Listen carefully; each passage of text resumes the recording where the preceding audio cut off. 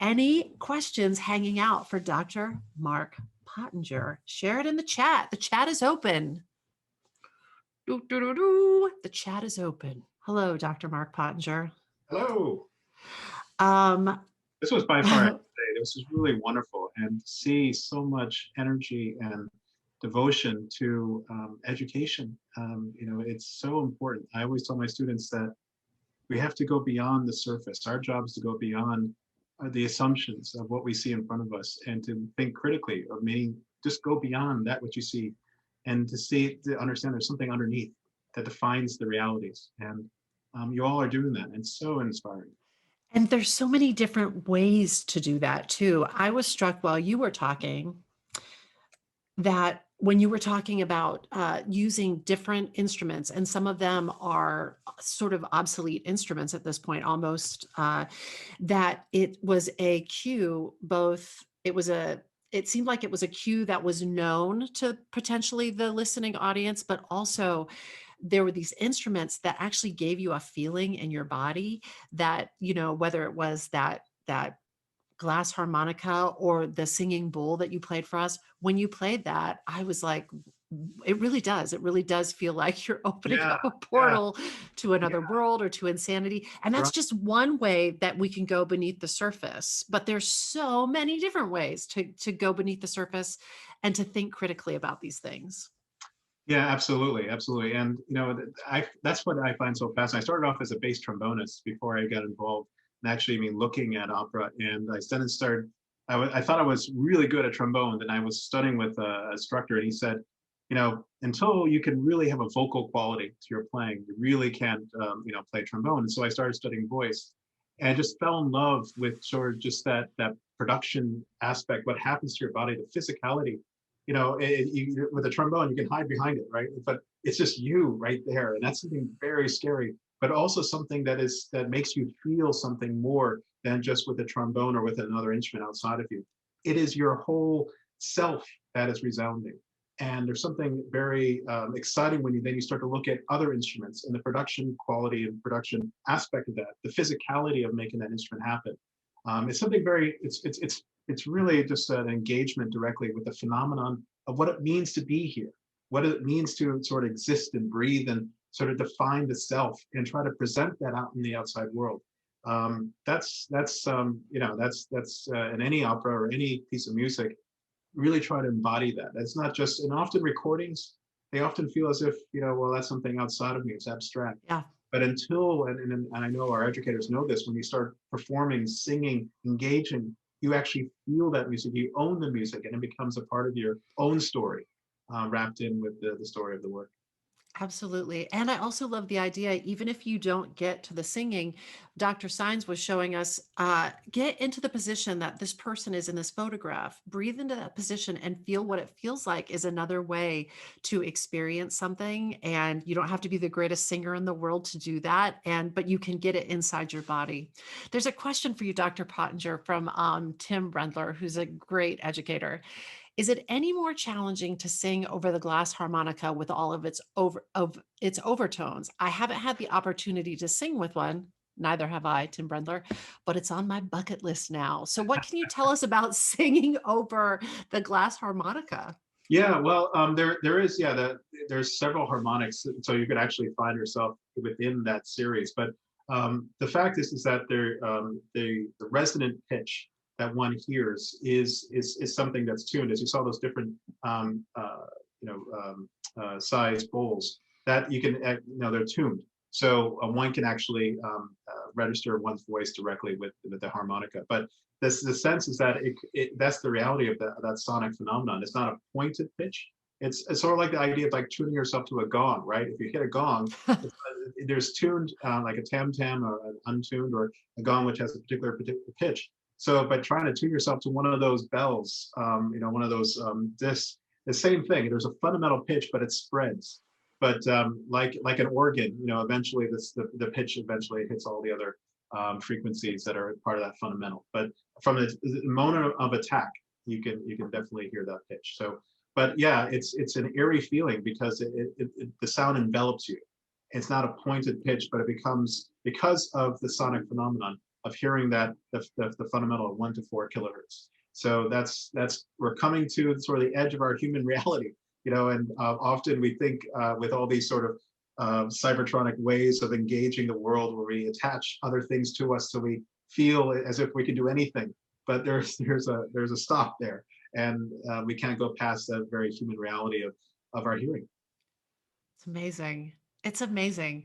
I want this is a thorn that somebody shared, but I'm going to pose it as a question to you, Dr. Pottinger, because you may have a good answer for this. This is from Karen Saxon. The major obstacle in my way for presenting opera is that I'm still figuring out the student population of my new school.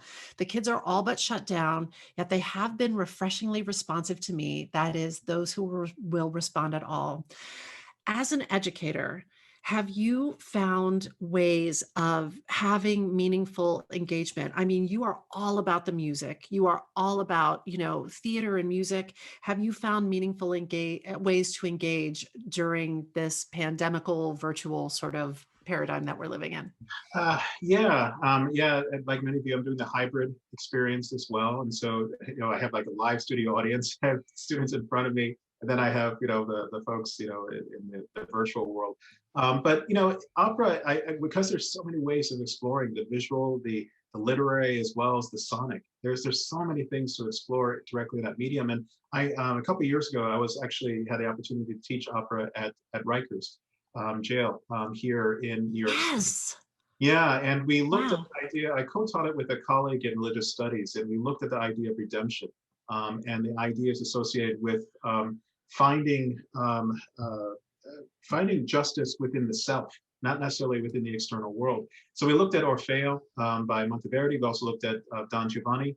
We looked at Peter Sellers' version of Don Giovanni, and with which deals with issues of race, perhaps, but with the production, and then Porgy and Bess. And we looked at these three operas to deal with the idea of how these operas reveal the concept of redemption. And the individuals, the inmates within Rikers, they're like, opera, what? What is this? I don't know. But it was by connecting directly with readings, with other aspects of the context of the work, especially dealing with power, dealing with class, dealing with race, dealing with gender. They were sort of like, wow, I get this. I understand this. I know why Orfeo looked back. He was a privileged son of Apollo, and he thought he could get away with it, even though he went against the law of what he was told not to look back, but he looks back. And so and she stays in hell, and so they look at sort of these things that they can connect with. And I found opera more so than anything else. They got it, even if they had no understanding of opera, even if they had no sort of relationship to the music or the period. They understood their life. They owned that. And so by tapping directly in that, and so I find I have to get to know my students. And as was asked, it's like, how do I get to realize this with these kids I'm just getting to know? You really have to put yourself in that position of not only empathy but humility, where you are saying, I don't know your world. Tell me, and we'll come together. Because I always find with my teachers, they think I am the bearer and giver of information, and you will hear, and everything will flow from me to you. But that form of one-way conversation, you have no idea how the student is obtaining that information. What are they building off of when you talk about Lucia? What are they building off of when you're talking about Don Giovanni? How do they know what you're talking about in terms of making it real to their lives? So it forces you to then hear them, listen to them, get an understanding of them. And I often do, actually, this as an example of that sense of empathetic listening. I have the students do sound essays or audio essays. And one of the great things as opposed to a photo essay is that with an audio essay, one has to sit in a space. As you know, cycles per second, sound needs time to develop. And that forces you to sit and to absorb and to hear. With a photo essay, you take a picture, you run off, you don't even have to be seen. You just take it and you're gone. But with music and with sound, you have to actually sit there and listen, and then allows you to see the environment and hear the environment and experience the environment, allows you to have empathy with the space. And so that form of engagement, of listening with the environment, can help to engage directly with listening to music in that similar way, to have that sense of intentional form of listening, to capture that sound data, to basically say something about it. I just want to say thank you so much. And I also want to direct your attention to the chat because there's a lot of love for you in the chat, Dr. Mark Pottinger. So thank you so much again for being here and then staying and being open to have more dialogue with us. It's genuinely appreciated. And I think if we stayed here, we could be here all day with you and everybody would be really happy about that. But you probably have a life to live. So we'll thank you so much. Is there anything else you want to say to this gathering of educators and opera supporters and music lovers before we release you? Just to say that continue doing what you're doing. There's a world of people that are behind you and encouraging you and believing in you. For you're creating the next, patrons of opera, but also engaging directly with seeing humanity, seeing sort of the human story. This is not about entertainment per se. This is about understanding why we do what we do in the world of living in on this planet, the challenge of it, and you're engaging directly with that, and there's something important about that, and not just about opera or art or music, but about living, about engaging, and this is just one way to do that. So I just continue to encourage you, and yeah, that's it. It's beautiful. If you would please put yourself on gallery view because we're going to whoosh Dr. Mark Pottinger. Thank you, Stephanie Hendricks. Dr. Mark Pottinger does need a whoosh. This is our way of thanking you. You can feel it when we're all in a room together. We whoosh each other to send an energetic thanks to each other, but you can kind of feel it through Zoom too. If you can, please unmute yourself and join me. Unmute yourself, friends. Don't leave me hanging like a weirdo. 1, 2, 3. Whoosh. Thank you so much. Thank you. Thank you. Friends, thank you all. What a beautiful day. What beautiful contributions you all made to this conversation that we're having. A few final thoughts. We just want to thank the Met Opera and the Met Education team for making all of this possible. Dr. Kamala Schelling, would you please reveal yourself for a moment to point people towards all the amazing resources for this that are available to this cohort of educators? I would love to. In fact, I'm going to share my screen for one hot second just to show you that if you go to Met Opera, oops, I was finding a link on there for somebody else. If you go to metopera.org/education and scroll down past the picture of Anthony Roth Costanzo, there's so much on here for you to use. If you click on this HD Live in Schools virtual education link, virtual edition link, and scroll down, this will take you directly to all of the educator guides for this season, at least the ones we've finished producing so far. There are still 4 outstanding, but everything up through Lucia is ready. Through this link, you can also get all of our past collection, our 50 plus educator guides from our archive. Some of them are in Spanish. This is where you can find illustrated synopses. Keep your heads up, some more of those are coming soon. Our illustrator is hard at work coloring them in as we speak.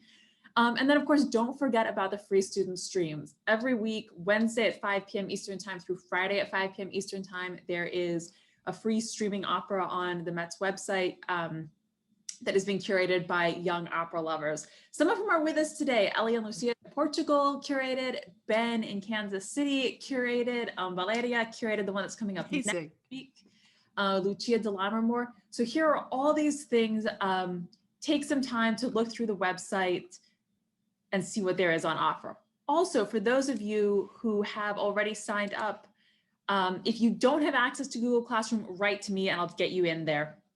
We have lots and lots of activities for all of the operas in Google Classroom. These are ready to go for students.